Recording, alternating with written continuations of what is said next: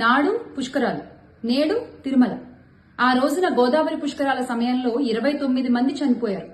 ఈ రోజున తిరుమలలో 6 సామాన్య భక్తులు ప్రాణాలు కోల్పోయారు. ఇంకా 40 మంది తీవ్రంగా గాయాల పాలై ఉన్నారు.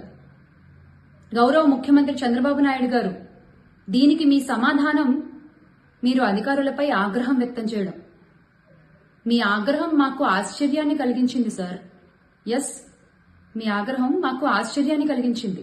అంటే టీటీడీ చైర్మన్ మీరు నియమించిన అధికారే, ఈఓ మీరు నియమించిన అధికారే, జేఈఓ మీరు నియమించిన అధికారే. మీరు నియమించిన మీ అధికారులకి తెలీదా సార్? ఇంతటి పర్వదినాన వైకుంఠ ఏకాదశి సందర్భంగా ఎక్కడెక్కడి నుంచో స్వామివారిని దర్శించుకోవడానికి కొన్ని కోట్ల మంది భక్తులు తిరుమల కొండకు చేరుకుంటారన్న విషయం మీ అధికారులకి తెలీదా?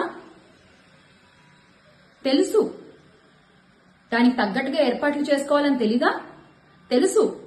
కానీ ఏముందిలే, చిన్న చూపు.